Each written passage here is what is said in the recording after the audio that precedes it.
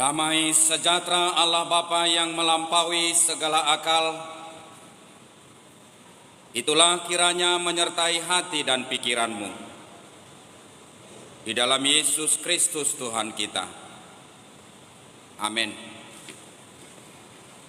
Bapak, Ibu, saudara-saudara yang terkasih di dalam Kristus Yesus, firman Tuhan yang menjadi renungan bagi kita pada ibadah malam hari ini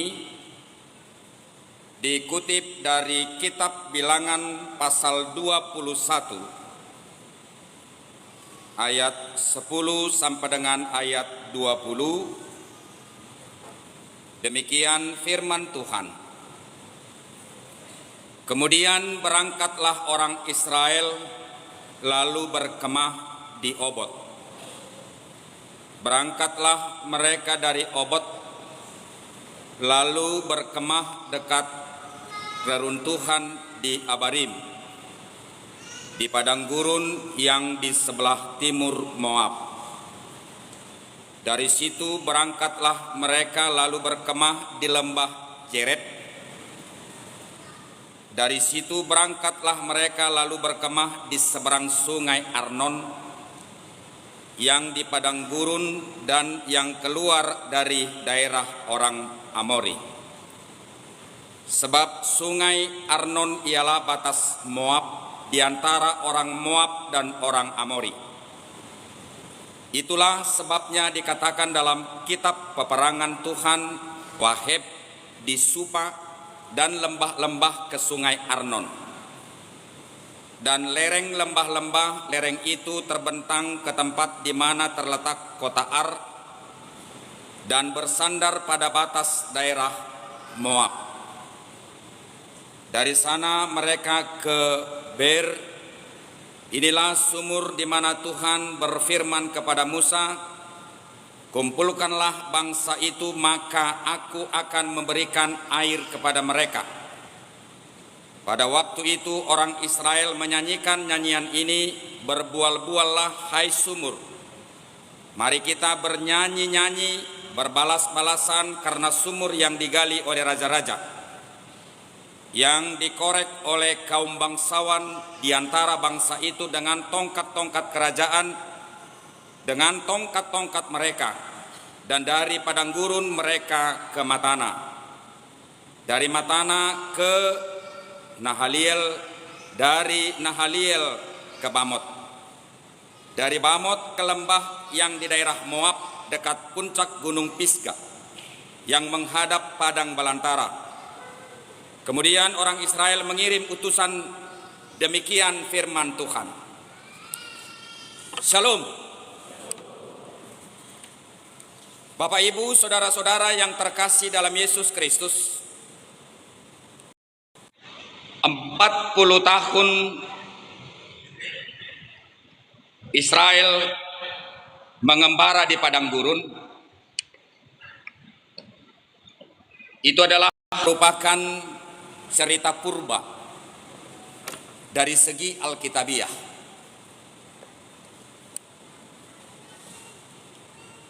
Dan cerita itu secara keseluruhan boleh kita baca dalam kitab Ulangan. Namun dalam konteks hari ini kita juga boleh mengatakan bahwa 40 tahun Israel mengembara di padang gurun ini adalah merupakan gambaran pengembaraan kehidupan kita pada saat ini, dan itu sangat dihubungkan dengan kualitas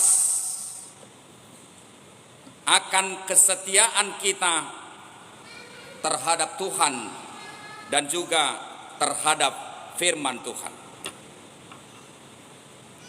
Pengembaraan 40 tahun Israel di padang gurun ini juga merupakan gambaran pengembaraan sekaligus bukti dari kesetiaan Tuhan terhadap diri kita,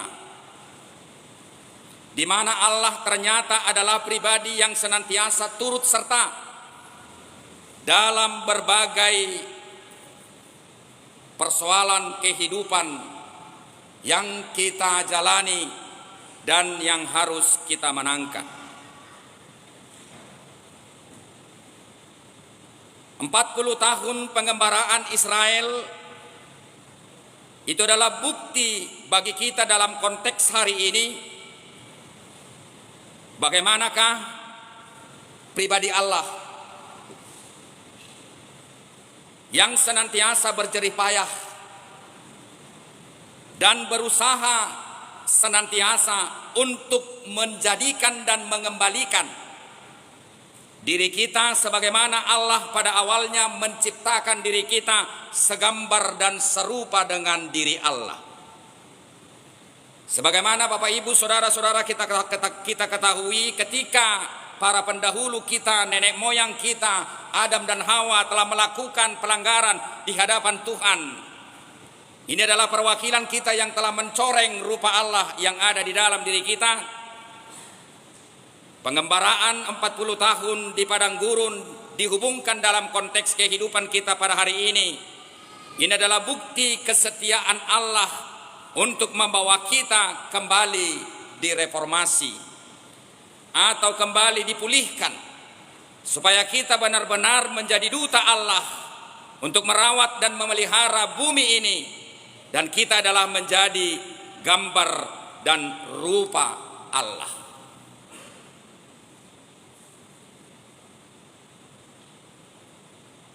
Pengembaraan 40 tahun Israel di padang gurun ini adalah merupakan gambaran dan pernyataan bagi kita yang hidup dalam konteks saat ini, bahwa ternyata Bapak Ibu saudara-saudara, kehidupan tidak akan bisa lepas dari kebutuhan. Bahwa kehidupan kita tidak lepas dari perubahan. Bahwa kehidupan kita tidak bisa lepas dari dinamika. Dan bahwa kehidupan kita juga tidak bisa lepas dari berbagai tantangan yang diperhadapkan dengan diri kita masing-masing. Dan terkadang tantangan itu menjadikan kita menjadi pribadi yang terjerat di dalam suasana kelaparan dan kehausan. Dan sebagaimana hal itu bisa menjadikan kita menjadi pribadi yang senantiasa hidup di dalam amarah atau di dalam keputusasaan, dan terkadang menghancurkan integritas dan jati diri kita masing-masing. Bapak Ibu saudara-saudara, kalau kita baca ayat sebelumnya, sebelum kita membahas ayat khotbah kita pada malam hari ini, ayat 10 sampai dengan ayat 12, di mana umat Tuhan ini bersungut-sungut ketika mereka diperhadapkan dengan suasana kehausan yang begitu menahun. Dan bukan hanya kehausan, mereka juga kelaparan. Dalam proses perjalanan arak-arakan, dan menurut data yang boleh kita ambil dari segi Alkitab, ada sekitar 2 juta orang, dan mereka ini dipimpin oleh nabi yang dipilih oleh Tuhan, yaitu adalah 2 putra abang beradik satu keluarga, yaitu adalah yang bernama Harun dan Musa. Walaupun sebenarnya kedua nabi ini memiliki peranan dan fungsi yang berbeda. Apa yang dikatakan oleh umat ini terhadap nabi yang 2 ini? Buat apa kau membawa kami keluar dari Mesir? Buat apa engkau menjanjikan kemerdekaan bagi hidup kami? Dan buat apa sepertinya Allah begitu mengasihi kami dengan cara ini, tetapi situasi dan kondisi yang kami hadapi pada hari ini, kami terjebak dalam suasana kehausan, dan kami terjebak dalam suasana kelaparan. Hidup kami tidak seperti kehidupan kami pada dulunya ketika kami berada di Mesir. Kami juga masih disediakan anggur, dan kami juga masih disediakan kurma. dan kami tidak pernah kelaparan di sana. Lalu apa yang hendak kamu katakan pada saat ini ketika engkau memimpin kami keluar dari Mesir dan engkau menjanjikan sebuah kemerdekaan, sebuah keselamatan, sebuah kesejahteraan bagi kami pada hari ini? Kami tidak rela. Adalah sungguh sangat lebih baik kami menjadi orang yang tertawan, tetapi kami sejahtera dari segi kebutuhan fisik. Lebih baik kami menjadi orang yang terjajah bagi Firaun, tetapi segala kebutuhan kami terpenuhi. Lebih baik kami tidak memiliki status kedaulatan, tetapi kami memiliki kebutuhan yang berkecukupan dari segi fisik atau jasmaniah. Bapak, Ibu, saudara-saudara, demikian sungut-sungut ini didengarkan oleh Tuhan. Lalu Musa bersama dengan Harun membawa umat ini ke suatu tempat di mana tempat itu adalah yang menjadi sumber air, dan Tuhan memenuhi segala kebutuhan mereka menyangkut soal air di dalam nats ini. Lalu mereka begitu bersorak-sorai dan mereka saling bersahut-sahutan, berbalas-balasan karena sumur yang telah digali oleh raja-raja, yang dikorek oleh kaum bangsawan di antara bangsa itu dengan tongkat-tongkat kerajaan, dengan tongkat-tongkat mereka, dan dari padang gurun mereka ke Matana. Inilah Bapak, Ibu, saudara-saudara, bukti kepedulian Allah terhadap umat ini, bahwa ternyata Allah itu adalah Allah yang senantiasa peduli dan tidak pernah menutup mata terhadap segala sesuatu apa yang menjadi kebutuhan daripada umat pilihan Tuhan. Jemaat yang dikasihi oleh Kristus Yesus, apakah yang boleh kita petik, yang kita ambil dari nats ini menjadi perenungan bagi kita masing-masing? Yang pertama, Bapak, Ibu, saudara-saudara, ketika Allah membawa umat ini keluar dari Mesir, mereka diperhadapkan dengan berbagai tantangan yang berhubungan dengan kebutuhan jasmaniah mereka. Sebenarnya Allah hendak mengatakan kepada mereka bahwa tujuan Allah membawa umat ini dari Mesir dan dipimpin oleh nabi pilihannya Musa dan Harun, bahwa keselamatan yang ditawarkan oleh Allah terhadap umat ini bukan hanya menyangkut soal keselamatan ditinjau dari segi makanan jasmaniah. Sebab makanan jasmania itu sendiri tidak akan membawa orang kepada pemahaman kekekalan akan cinta kasih dan kepedulian Allah terhadap orang yang mempercayai dirinya. Yang kedua, Bapak, Ibu, saudara-saudara, Allah membawa umat ini keluar dari Mesir. Mereka diperhadapkan dengan berbagai tantangan, terutama menyangkut soal hal yang berhubungan dengan kebutuhan jasmaniah mereka. Bahwa Tuhan ingin menyelamatkan bukan hanya jasmaniah fisik mereka, tetapi Allah juga mau supaya mereka memiliki roh dan kejiwaan yang senantiasa boleh tergantung kepada Allah. Dan mereka boleh menjadi umat yang tertempa untuk tidak hanya peduli terhadap dirinya sendiri, terhadap kebutuhan jasmaniahnya sendiri, tetapi bagaimana mereka menjadi umat pilihan Tuhan yang juga peduli terhadap jiwa-jiwa dan roh orang lain yang ada di luar daripada mereka dalam konteks tertentu, sehingga mereka kehilangan akan diri sendiri.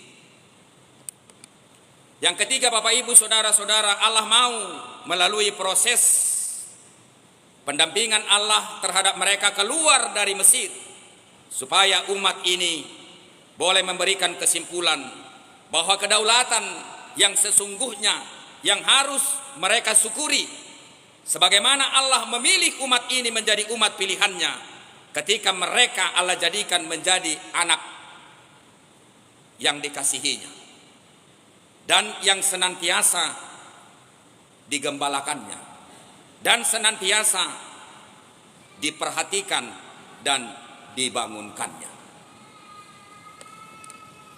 Tetapi sungguh mengecewakan ketika umat ini memberikan kesimpulan bahwa segala rencana yang ada di benak Allah terhadap umat ini, mereka mengatakan, no, kami lebih baik tetap di Mesir. Kami tidak peduli soal kedaulatan, kami tidak peduli soal jiwa, kami tidak peduli soal roh, kami tidak peduli soal nama baik, di mana kami adalah Allah, di mana kami adalah umat pilihan Tuhan. Yang penting Bapak Ibu Saudara-saudara, kami bisa makan, kami bisa minum dengan cara apapun. Yang lain-lain itu bagi kami hal itu tidak perlu. Saudara-saudara yang terkasih di dalam Yesus Kristus, coba saudara perhatikan tertib acara kita, karena di sana ada tertulis yang menjadi epistel. Nats itu bisa kita paralelkan untuk memberikan pengertian yang lebih dalam dan lebih bermakna kepada nats khotbah kita pada malam hari ini. Perempuan Samaria. Seperti yang kita ketahui Bapak Ibu Saudara-saudara, orang Yahudi itu adalah dipantangkan bertemu dengan orang Samaria. Apalagi pertemuan dari seorang laki-laki, apalagi pertemuan dari seorang nabi terhadap seorang perempuan, apalagi dengan seorang perempuan yang diidentikan dengan perempuan tanda kutip yang membutuhkan perhatian. Yesus bertemu dengan perempuan Samaria itu di sumur Yakub. Dan itu terjadi pada siang hari. Kebiasaan yang terjadi di tempat itu adalah sangat jarang. Jika seorang wanita atau seorang yang memerlukan sumur datang pada siang hari, biasanya adalah pagi hari dan biasanya adalah di sore hari. Yang menjadi pertanyaan Bapak Ibu Saudara-saudara, mengapakah perempuan Samaria ini datang pada siang hari ke sumur Yakub? Jawabnya Bapak Ibu Saudara-saudara, karena perempuan ini malu atas dirinya sendiri. Karena perempuan ini tidak mau dilihat oleh orang lain. Karena perempuan ini tidak mau menjadi bahan perguncingan bagi orang-orang sekitar ketika ia harus datang pada pagi hari atau sore hari ke sumur Yakub. Bapak Ibu Saudara-saudara, Yesus telah merencanakan sesuatu terhadap perempuan ini, sekalipun ada aturan yang mengatakan adalah dilarang orang Yahudi bertemu dengan orang Samaria. Tapi Yesus mengatur skenario dan dia berhasil bertemu dengan perempuan ini di sumur Yakub itu. Dan setelah Yesus menyuruh para murid untuk membeli bekal kebutuhan untuk mereka, lalu Yesus berkata kepada perempuan itu, "Berikan aku minum." Lalu perempuan itu mengatakan, "Mengapakah engkau meminta air daripadaku? Apakah engkau tidak mengetahui bahwa orang Israel itu, orang Yahudi itu tidak diperkenankan bertemu, apalagi berdialog kepada orang Samaria? Lalu Yesus mengatakan, ketika engkau mengetahui siapakah yang menjadi lawan bicaramu pada hari ini, maka engkau akan meminta air daripadaku. Lalu perempuan itu mengatakan, siapakah engkau? Apakah engkau lebih besar daripada nenek moyang kami adalah Yakub yang telah membuat sumur ini, dan dari sumur ini dia dan keturunannya dan juga domba-dombanya minum dari sini? Lalu Yesus mengatakan, ketika engkau mengetahui bahwa aku adalah sumber kehidupan, sumber air kehidupan, maka engkau akan meminta air daripadaku. Ketika engkau minum air dari sumur ini, kau akan haus kembali. Tetapi ketika engkau meminta air kehidupan daripadaku, engkau tidak akan haus untuk selama-lamanya. Bapak, Ibu, saudara-saudara,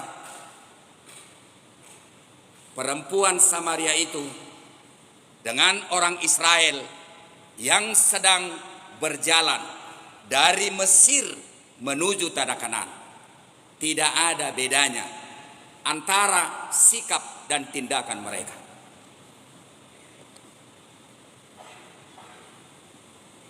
Perlu saya terangkan buat saudara-saudara di sini, perempuan Samaria itu, dia mengakui bahwa dirinya adalah orang Yahudi.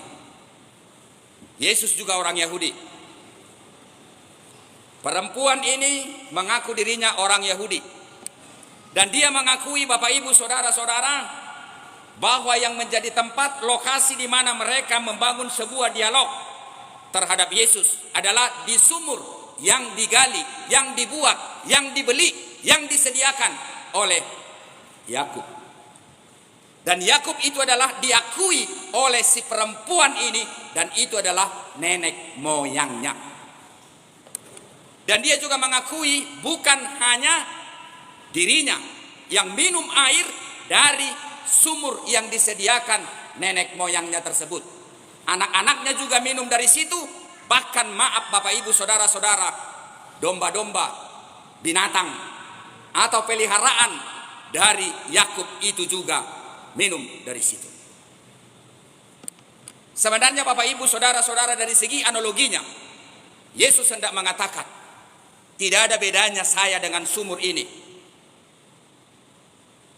Engkau mengetahui tentang sumur ini dari segi sejarah kemanusiaanmu. Tetapi perlu kau ketahui bahwa sumur yang sesungguhnya, sumber air yang sesungguhnya, yang tidak pernah memberikan rasa haus kepada siapapun ketika dia minum dari sumber air yang sesungguhnya itu, yaitu adalah saya. Engkau tidak akan mungkin mengatakan seperti itu. Apa yang mau saya katakan, Bapak, Ibu, saudara-saudara?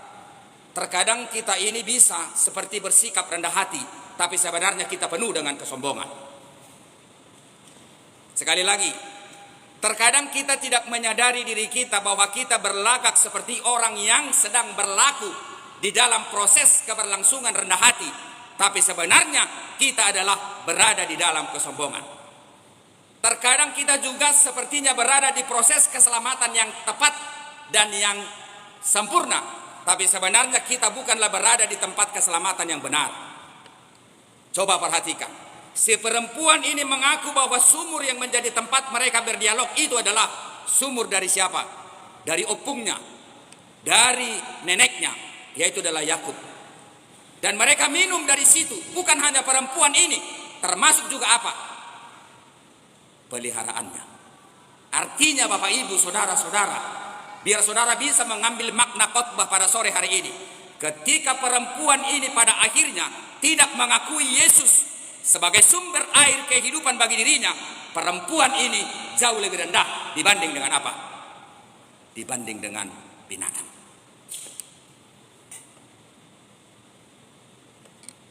Sebab dia tadi mengaku, bukan hanya saya yang minum, keturunannya minum dari sini, bahkan ternaknya juga minum dari sini.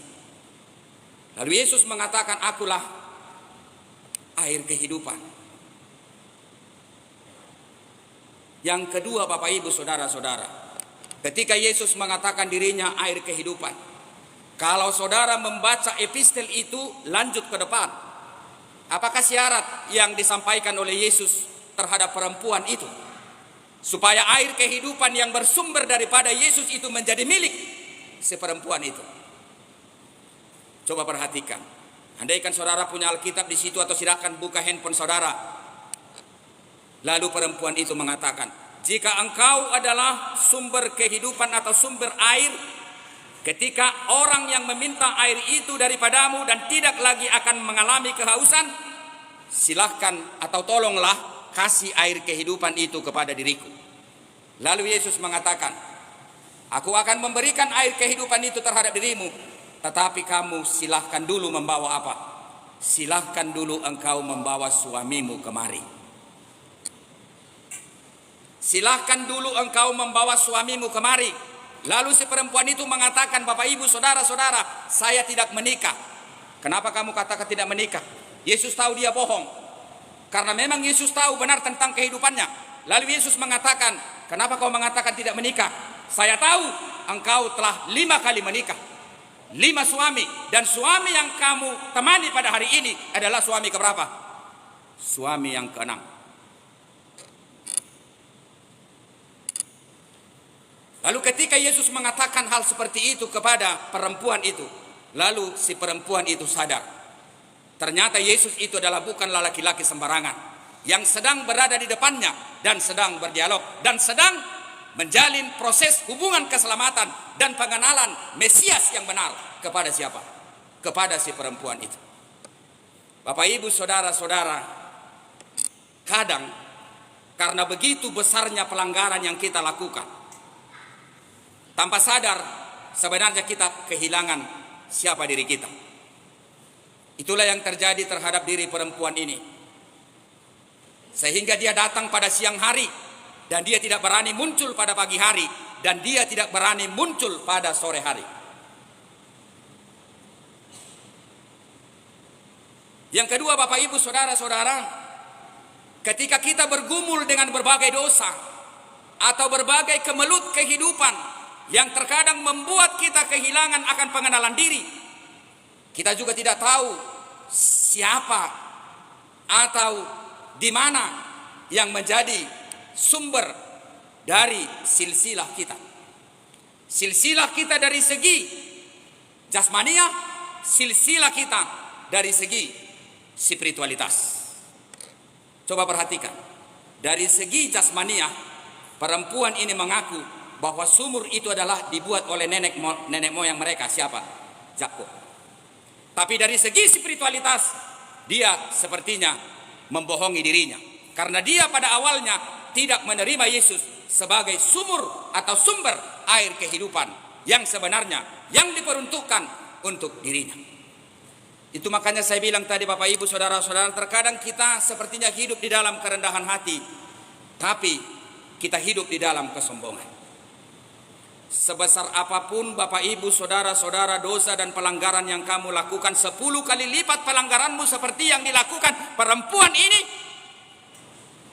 kau harus tetap membuka hati dan harus menyatakan dan harus menyimpulkan bahwa Yesus itu sebagai sumber air kehidupan. Dia tidak pernah lebih dulu melihat apa yang menjadi pelanggaranmu, tapi Tuhan mau melihat hatimu dan jiwamu. Bapak Ibu saudara-saudara, jika kita hubungkan kepada Israel tadi, buat apa kami keluar dari sini? Buat apa Tuhan menjanjikan sorga bagi kami? Buat apa Tuhan membawa kami keluar dari Mesir ini jika kami kelaparan? Bapak Ibu saudara-saudara, jika saudara hidup, janganlah hanya mementingkan apa yang menjadi kebutuhan jasmaniahmu. Hati-hati terhadap makanan yang bisa membuat engkau kenyang. Hati-hati dengan segala fasilitas yang identik dengan makanan itu sendiri, yang membuat engkau berkesimpulan bahwa apa yang bisa kamu cari demi kebutuhan jasmania fisikmu jauh melebihi apa? Melebihi apa yang diperuntukkan lebih mahal bagi dirimu. Sama seperti ketika Yesus puasa. Beranikah engkau meloncat dari atas ke bawah? Jika engkau berani, aku akan menyerahkan semua dunia ini terhadap dirimu. Lalu Yesus mengatakan, tidak perlu segala sesuatu yang ada di dunia ini menjadi milikku ketika aku kehilangan nyawaku. Yang terakhir Bapak Ibu Saudara-saudara, ketika kita mengaku percaya kepada Yesus Kristus sebagai sumber kehidupan, sumber air yang tidak pernah lagi kita haus ketika kita minum dari dirinya sebagai sumber air kehidupan, jadilah pribadi yang boleh memberikan rasa dahaga kepada saudara-saudaramu yang lain yang juga mengalami kehausan pada hari ini. Yang kedua Bapak Ibu Saudara-saudara, ini menjadi perenungan bagi kita dan juga gereja. Adakah orang Kristen pada hari ini menurut saudara datang pada siang hari? Sekali lagi, adakah saudara-saudaramu jemaat Tuhan yang hadir di sini pada hari ini yang sama seperti kehidupan daripada Samaria, yang tidak berani menunjukkan dirinya siapa oleh dosa dan pelanggarannya yang begitu besar di hadapan Tuhan? Walaupun engkau pemilihnya, walaupun engkau adiknya, walaupun engkau anaknya, tapi dia tidak berani menunjukkan dirinya pada pagi hari dan juga pada sore hari. Tapi dia datang pada waktu apa? Siang hari. Bisakah engkau menyediakan waktu pada siang hari seperti Yesus agar dia terselamatkan?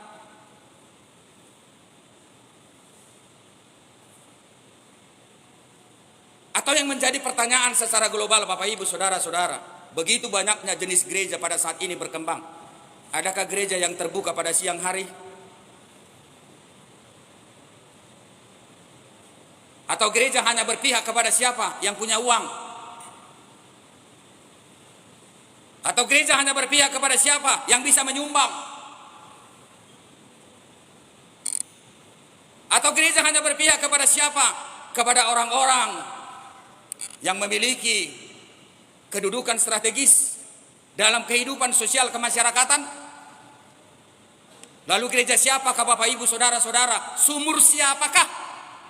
Atau siapakah yang boleh ada di sumur itu? Pendeta mana yang mau ada di sumur itu? Kaum pemuda gereja mana yang mau ada di sumur itu? Pada siang hari berkenan ngapain? Mendengarkan siapa orang-orang yang sama dengan perempuan Samaria itu. Bapak Ibu Saudara-saudara, Allah menyelamatkan Israel ini dari Mesir sebenarnya tujuannya untuk itu, supaya Israel ini tidak hanya mementingkan diri mereka dari segi kebutuhan perut, kebutuhan jasmania.